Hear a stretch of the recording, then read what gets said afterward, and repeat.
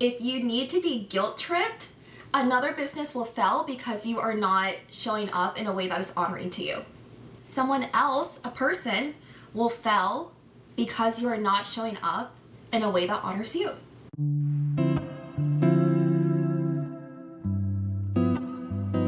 Hi guys, it's Kaitlyn. Welcome back to the channel. Today we are going to talk about personal branding, which is one of my favorite topics. The structure of this video is going to be a little bit different because I'm assuming that you are coming in with a base level knowledge of personal branding. If you've watched other videos or if you've been learning about personal branding, I hope I offer you a slightly different perspective and a new way to look at personal branding as a way that honors you as a person and a person behind a business, behind a brand, and not just another way of being corporate. It's not just something that people say and it's not just like this convoluted term, but it's actually something that you can start doing today. And by the end of this video, you'll have actionable ways to do this yourself. The reason why I love personal branding so much is because it actually frees you. Before I get too deep into the video, I am going to say that you should show up 100% as yourself and show up in a way that honors you. But there is such thing as etiquette. So certain things are just not going to be appropriate for certain environments. For example, as much as I love fashion, it's generally accepted as improper etiquette to wear a tube top within my field. How I like to think of personal branding is that it is guardrails, and within those guardrails you are totally free to do whatever you want. As much as I do want you to flow and show up in a way that honors you and the person behind the brand, the person behind the business, there are ways to do that that still allows you to get your message across and yet still show up as the human, the creative, the personality that you are. There is a balance that can be found in expressing who you are and honoring the professional spaces that you're in. Personal branding is not about being a bull in a china shop and doing what you want just for the sake of being different. I want you to show up as yourself, but just a little bit more intentionally. So a question that I want you to keep in mind as we are going throughout this video is, how can I tell the truth about who I am without creating unnecessary distractions? We want to be memorable, but for all the right reasons. Okay, so why does personal branding matter? I have noticed that when I show up with my personality on YouTube, social media, video calls, that is when I work with the most aligned clients. And these are businesses and people that I have the most fun with, that I genuinely enjoy working with. And the reason why personal branding works is because it frees you to show up exactly as you are so that others can see themselves in you. So if you are an entrepreneur, let's say someone that does have to lean on their own story for their brand and their business to be successful, when people buy from you, when people hire you, they are not just buying a product, they are not just buying your resume, your skill set. What they're doing is they're hiring your energy, your approach, and the way you make them feel. So personal branding becomes the bridge that lets them sense that before they even meet you. I have been on discovery calls that the person was just like, Kaitlyn, I'm on this call because it's your process, but I already want to hire you. And that is because they had already, they knew exactly what they wanted. They knew they wanted the brand strategy, they knew they wanted the marketing strategy, the messaging consistency in their business, and they knew the tactical actions that needed to happen in their business. And in theory, anyone could do that, right? But what they wanted specifically from me was understanding that I understood them as a person, I understood the way they operated in their business, and the way that they wanted their business to show up. And that specific combination of the tactical and the understanding of them as a person was something that could really only happen through me. There are things that someone needs to see from you that is more than your resume. They want to see your personality, they want to see your quirks, and that is what they're going to connect with, and ultimately that is what is going to make them invest in you. When you show up authentically, and I know authentic is such a convoluted term, but when you show up in a way that truly honors you as a person on wherever platform you choose to show up on, whether that's LinkedIn, YouTube, Instagram, TikTok, your blog, your Substack, you filter for people who resonate with the way that you view the world. And then you also naturally repel people who want something completely different. that saves you time, energy, and emotional bandwidth. I want you to think of personal branding as a funnel of sorts. And I say a funnel because we're just getting a little bit more specific about who we are and why people should work with me, you specifically. So for example, I identify as a business owner, and people who follow me may also identify as business owners. But does that mean that I'm attracting the people that want to be the next Alex Hormozy or Layla Hormozy of the world? Probably not, to be honest with you. Am I attracting the founders who want to build a brand that aligns with them and their values and their uniqueness? Probably.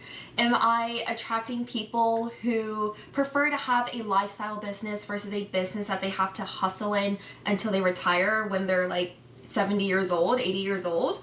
Probably. Am I attracting other women who are closer to my age and want to see someone who looks like them, behaves like them, thinks like them, and also runs a business, and they want to know that it is also possible for them to show up in their business like this too?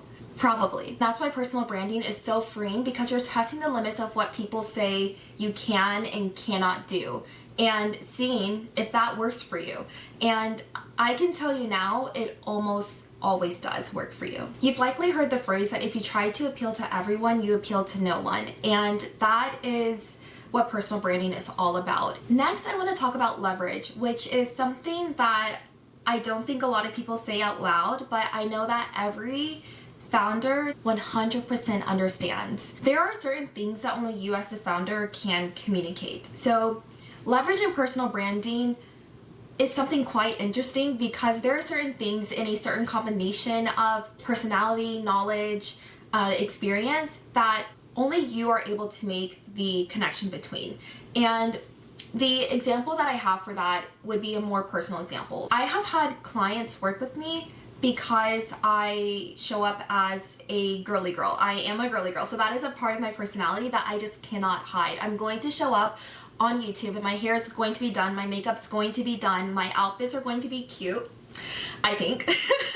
But they work with me because they see certain things that they want to show up in their business. For example, I have worked with makeup brands that are ran by men, and yet they work with me because I'm their target audience. They're like, okay, she's a woman, she's in her 20s, she wears makeup, not just like a little bit of makeup, she wears makeup, and she is who we want to communicate to other people just like her. Because as a man, I don't understand that. And so that's what I mean, that there is a certain combination of things, and it may not even be things that you traditionally would try to communicate, that people want to connect with, but only you can make that connection. There are probably not many women that have that connection like I do, that are in the branding world, that are in the marketing world, that would have made a great contender to work with this business. And the risk of you not showing up fully as yourself is that you are missing out on great people like this. The opportunity to help another business and help someone else if you are working with someone directly, because they are looking for someone just like you. So if you need to be guilt tripped, another business will fail because you are not showing up in a way that is honoring to you. And if you're not in the B2B space, someone else, a person, will fail because you are not showing up in a way that honors you. And I think I went on a bit of a tangent there, but to go back to the leverage piece, if you were to hire someone else to run your social media, there still has to be elements of your personal brand, because if anyone were to show up and speak on behalf of your industry or behalf of your business, they probably would not be able to do it as well as you, because it would feel forced. I want you to think about your instincts and your background and your life experiences and the way that that blends into something that is impossible to duplicate. That is what becomes your leverage. That is what becomes your unfair advantage.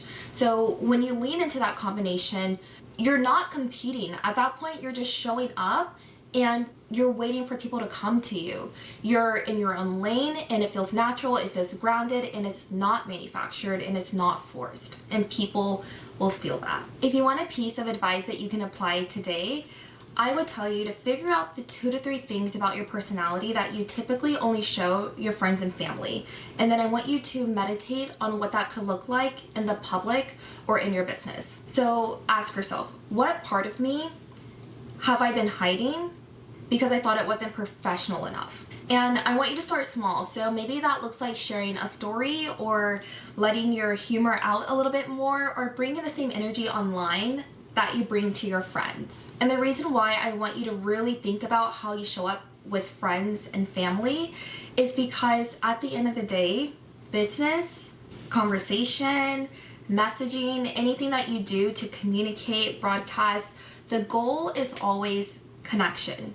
The goal of personal branding is connection. Humans connect with humans. And I've said this before because it's true. When you show up as the stoic version of yourself, this one-dimensional version of yourself, people miss out on what exactly makes you human that they will ultimately connect with. And those things could be your quirks, some things you've overcome, goals you may have for the future. These are aspects of your personality that people probably have not seen in your business before, because a business cannot embody that. When you try to show up as a personal brand and yet you're still hiding parts of you that make you human, that unintentionally makes your brand harder to relate to. People feel the distance even if they can't articulate it. Letting people see your personality, it doesn't dilute your professionalism, it doesn't dilute your brand, again, because personal branding, you should have guardrails so that you can flow between them. But what it does do is it makes you more credible. It makes you as a person someone that is easy to trust, because what you're then communicating is that you're not just knowledgeable. I don't think anyone is guessing whether you can show up as the consultant or the coach or do the things that they need for you to do for them. They know you're knowledgeable. They're not questioning that. But what you do when you show up as yourself, when you show up as another human, as a fellow human, you then show that you're approachable and you're grounded. And that is when people will jump at the opportunity to work with you.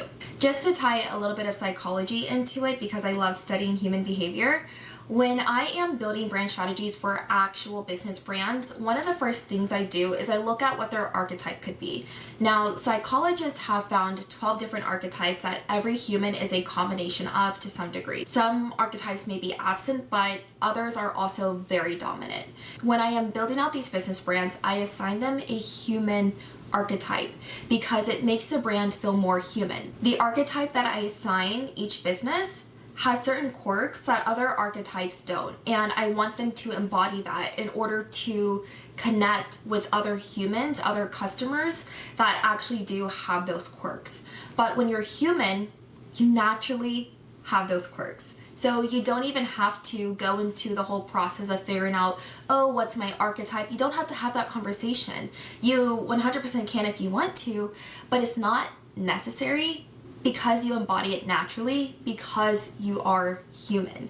So you don't have to limit yourself to this archetype.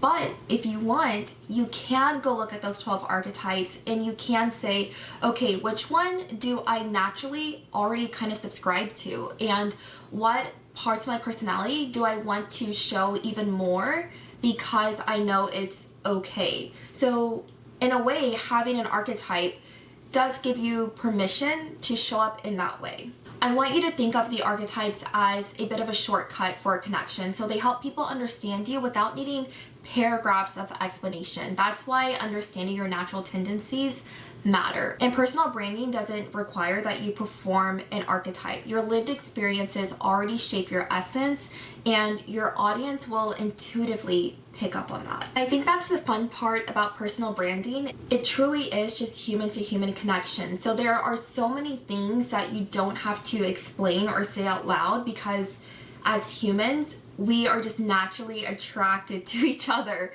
and we want to live in community with people that are like us. So people will invest in you and work with you and partner with you and buy from you because they want to be in community with a human like them. Further proof that people work with people that they connect with is that some people will work with you solely because you speak their language. I mean, literally, like you literally speak Spanish, you speak Tagalog, and Maybe you have the same skin color as them, and because of that, they infer that you have similar lived experiences, that you share some type of history together.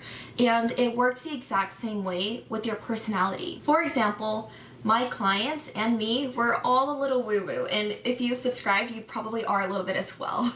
So we are on calls and we're talking about religion, we're talking about spirituality, we're talking about energy, because that is what we connect on. And by showing up exactly how I want to show up on YouTube, in my own business, on social media, on video calls, like I kind of treat this like a video call.